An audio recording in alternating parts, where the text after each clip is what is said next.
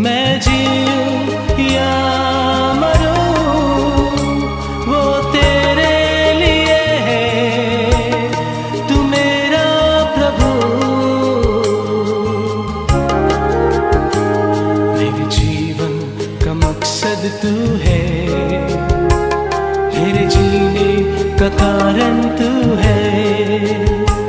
मैं जीऊं या मरूं वो तेरे लिए है, तू मेरा प्रभु। मेरे जीवन का मकसद तू है, मेरे जीने का कारण तू है। मैं जीऊं या मरूं वो तेरे लिए है, तू मेरा प्रभु।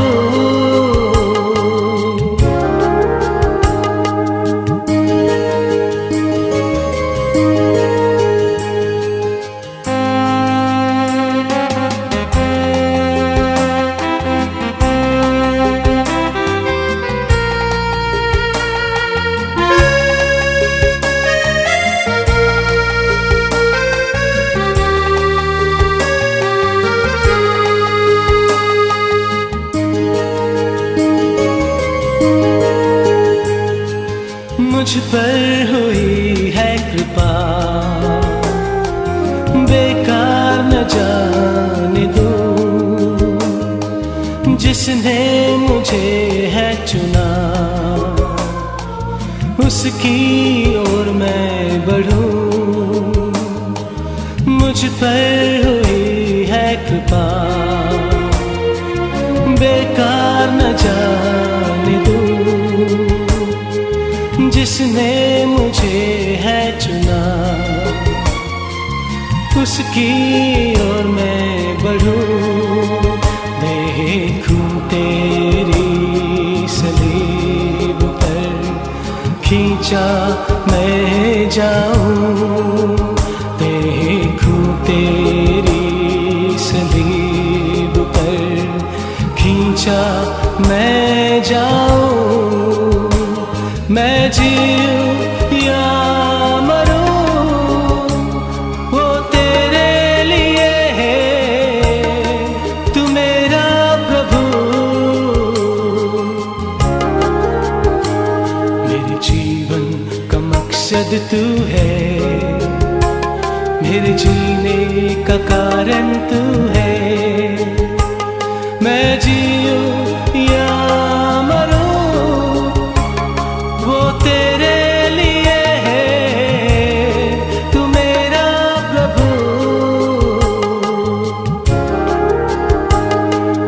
मसीह के लिए जीवन जीना, साधु किशन सिंह की जीवंत साक्षी, भाग 3। आज का टॉपिक है साधु किशन सिंह का मन परिवर्तन। सरदार प्रताप सिंह ने अपने धर्म गुरुओं को बुलवाया और उनसे अनुरोध किया कि आप मेरे बेटे किशन सिंह को आध्यात्मिक शिक्षा देकर सज्जन बनावें। ज्ञानी जी भी किशन सिंह के स्वभाव व चरित्र से खूब परिचित थे। उन्होंने सरदार जी से कहा, यह तो मनुष्य के सामर्थ्य के बाहर की बात है और यह भी संभव नहीं है कि कोई आदमी किसी दूसरे आदमी के स्वभाव को बदल दे। हाँ, यह कार्य तो भगवान जरूर कर सकते हैं। मेरी राय तो यह है कि ग्रंथ साहिब का 40 दिन पाठ हो जाए, जिससे किशन सिंह ग्रंथ साहिब का पाठ करना सीख जाएगा तथा इस 40 दिन की प्रार्थना से शायद वाहे गुरु जी के दर्शन भी संभव हो जाएंगे। भगवान के प्रताप से ये चमकते हुए तारों के जैसे इस संसार में जगमगा उठेगा। सरदार जी को ज्ञानी जी की ये बातें बहुत पसंद आई और उन्होंने अपनी हवेली में ही ग्रंथ पाठ का आयोजन करने का निश्चय किया। साधु किशन सिंह को स्नान आदि करवाकर ज्ञानी जी के साथ पाठ पर बिठाया गया। प्रार्थना सभा का श्री गणेश बड़ी धूमधाम के साथ किया गया। बहुत से सिखों ने इसमें भाग लिया। ज्ञानी जी ने किशन सिंह को केवल 1 गिलास दूध पीकर सारा दिन उपवास रखने की आज्ञा दी थी। किशन सिंह को यह बिल्कुल पसंद नहीं था। बहुत ही तंग आकर कई बार वहां से उठकर भाग जाने की कोशिश की, लेकिन लोगों की इतनी बड़ी भीड़ के बीच यह संभव ना हो सका। उसे ज्ञानी जी पर बड़ा गुस्सा आ रहा था। बड़े बड़े सिख ज्ञानी जनों के बीच में बैठा हुआ यह 11 साल का लड़का क्या कर सकता था। वहां आने वाले लोग किशन सिंह को देखकर बहुत खुश होते थे और कई तरह के आशीर्वाद देकर जाते थे। बचपन से ही किशन सिंह हृष्ट पुष्ट था। सरदार जी का घर भी भरपूर था। किसी चीज की कोई कमी ना थी। अच्छी सेहत होने के कारण ही प्रतिदिन केवल एक गिलास दूध पीकर किसी तरह 39 दिन कट गए। 40वें दिन सवेरे से ही उसकी हालत बहुत बिगड़ गई। थोड़ी थोड़ी देर में वो बेहोश होने लगा। ये देख लोग बहुत डर गए। आखिर डॉक्टर को बुलाया गया। डॉक्टर ने बताया बहुत ही कमजोर हो गया है, पहले खाने के लिए कुछ दीजिएगा, अन्यथा वह भूख के मारे मर जाएगा। ये डॉक्टर जी ने कहा। लेकिन ज्ञानी व गुरु जनों का जो विचार था वो और ही था। वे बोले, खाने को देने से 40 दिन की ये कठोर तपस्या भंग हो जाएगी। और थोड़ी देर की बात है, आज शाम को 40 दिन की अवधि पूरी हो जाएगी। हम विश्वास करते हैं कि आज किसी भी समय भगवान का दर्शन अवश्य हो जाएगा। गुरुजनों के कथन के अनुसार ही किया गया।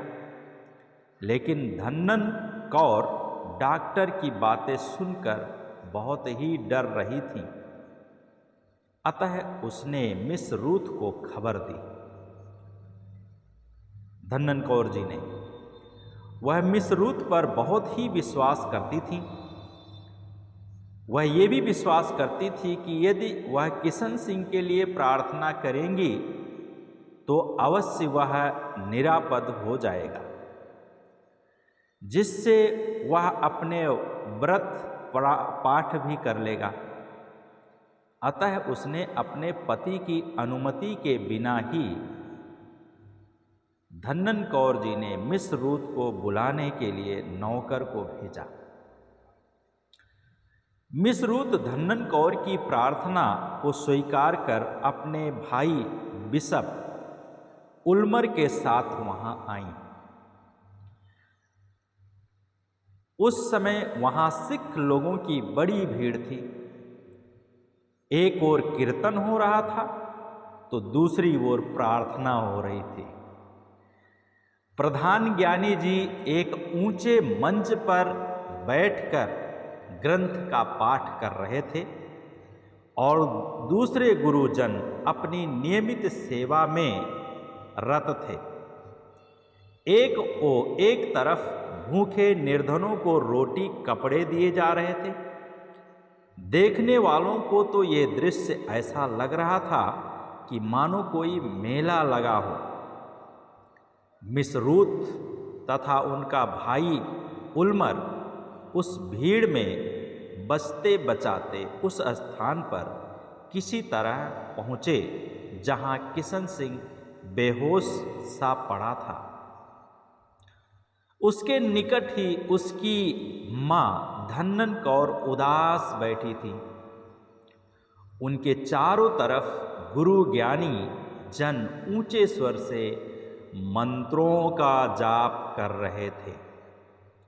वहां मिस रूत को देखकर गुरुजन बुरा मानने लगे, क्योंकि उनको डर था कि इस विदेशी लोगों की उपस्थिति के कारण जो गैर धर्मावलंबी हैं, अपनी उपासना में कहीं कोई खलल ना हो जाए। लेकिन मिस रूत और बिशप उल्मर सिखों की तरह अपने सिर को ढांपकर नीचे बैठ गए और अपनी बाइबल खोलकर मत्ती 18 अध्याय 18 से 20 पद को ऊंचे स्वर से पढ़ने लगे। जब गुरुजनों ने बाइबल के ये वचन सुने कि जहां 2 या 3 मेरे नाम से इकट्ठे होते हैं, वहां मैं उनके बीच में होता हूं, तो अत्यंत भयभीत हो गए कि कहीं मिस रूत अपने यीशु को यहां बुलावे तो। अतः उन दोनों को बाहर निकालने का विचार किया गया। वहां विचार हो ही रहा था कि यहां वे दोनों घुटने टेक कर तथा आंखें बंद कर प्रार्थना में मग्न हो गए। इतने में किशन सिंह उठकर बैठ गया और वह पूर्ण स्वस्थ प्रतीत होने लगा। धीरे धीरे शाम का समय होता गया। एकाएक जहां किशन सिंह, मिस रूत तथा बिशप उल्मर बैठे थे, वहां अलौकिक दिव्य प्रकाश होने लगा। हालेलुया। जहां पर मिस रूत और भाई उल्मर, बिशप उल्मर बैठे थे, वहां अलौकिक दिव्य प्रकाश होने लगा। सारे लोग उस प्रकाश को देखकर डरने लगे। उस प्रकाश के बीचों बीच एक क्रूस चमक रहा था। Praise God, hallelujah. जिसे देखकर लोग अनुमान लगाने लगे कि यह यीशु की ही शक्ति है। धन्नन कौर ने किशन सिंह से कहा कि तू उस ज्योतिर्मय क्रूस को छू ले। मां की आज्ञा के अनुसार क्रूस को छू लिया तो उसे अनुभव हुआ कि उस दिव्य क्रूस में ना तो कोई गर्मी है, ना कोई शारीरिक अस्तित्व है। उसी समय उस ज्योतिर्मय क्रूस से दिव्यवाणी गूंज उठी, मैं यीशु हूं, तुम्हें शांति प्राप्त हो। इसके साथ ही साथ वह क्रूस आकाश की ओर उठकर गायब हो गया। हालेलुया। यीशु ने उस दिव्य दर्शन से बिशप उल्मर इतना प्रभावित हुए कि उस दर्शनानंद के आवेश में किशन सिंह को अचानक उठाकर एक बड़े ड्रम में, जिसमें लोगों के पीने का पानी भरा था, डुबो दिया। हालेलुया। और पिता, पुत्र और पवित्र आत्मा के नाम पर उसे बपतिस्मा दे दिया गया। Praise God. इससे लोग आग बबूल हो गए। सरदार जी तो अपने क्रोध को संभाल ना सके। उन्होंने उस क्रोध के आवेश में बिशप उल्मर के गाल पर जोर से थप्पड़ मारा, पर बिशप ने शांत भाव से अपने दूसरे गाल पर भी थप्पड़ खाने के लिए उसकी ओर, सरदार जी की ओर फेर दिया, जैसे कि यीशु मसीह ने आज्ञा दी है। मत्ती 5:40 में, जो तुम्हारे दाहिने गाल पर थप्पड़ मारे, उसके आगे दूसरा भी फेर दो। मत्ती 5:40। सरदार जी ने प्रश्न किया, मेरी अनुमति के बिना तुमने मेरे बेटे को बपतिस्मा क्यों दिया? बिशप उल्मर ने, जो सरदार प्रताप सिंह के परिवार से खूब परिचित थे और उनके घर की सारी बातें वे भली भांति जानते थे, सरदार जी ने जी से कहा, मैंने अपनी इच्छा से नहीं किया। बपतिस्मा देने की आज्ञा यीशु ने ही दी थी। किशन सिंह का जन्म तो यीशु की ही कृपा से हुआ है। इसके हाथों में यीशु का क्रूस का चिन्ह भी है और आज यीशु ने दर्शन भी दिए हैं क्रूस के द्वारा, तो फिर बुरा क्या है? मैंने बपतिस्मा का बाहरी चिन्ह भी इसे लगा दिया। ये सुनकर सरदार जी निरुत्तर रह गए, लेकिन सिखों की भीड़ आग बबूला हो उठी थी। सब सिखों ने अपनी अपनी मियानों से तलवारें निकाल ली। ये देख धन्नन कौर बहुत डर गई और बिशप को पकड़कर खींचती हुई बाहर जाने लगी। इतने में एक युवक ने बिशप के हाथ पर लाठी से मारा, जिससे उनके हाथ की हड्डी टूट गई। किसी तरह धन्नन कौर ने उन्हें उनकी कार तक छोड़ दिया। क्रोधित भीड़ उनका पीछा करने लगी तो ड्राइवर ने कार को चला दिया। हालेलुया। ये साधु किशन सिंह के जीवन के परिवर्तन की कहानी थी, जिसको अभी हमने पढ़ा है। इसके आगे की कहानी जब हम लोग पढ़ते हैं तो उसमें मिस रूथ का बलिदान के बारे में हम लोग पढ़ेंगे। इस गवाही के द्वारा परमेश्वर आप सबको आशीष दे। आइए एक छोटी प्रार्थना करें। प्यारे यीशु, धन्यवाद इस वचन के लिए।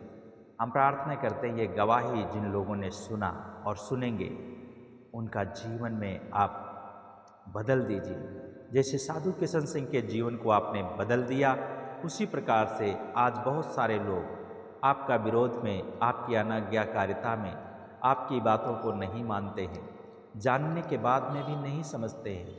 हे परमेश्वर, आप उनके जीवन में इस तरह से अद्भुत रीति से आप कार्य कीजिए ताकि लोग आपको जान सकें।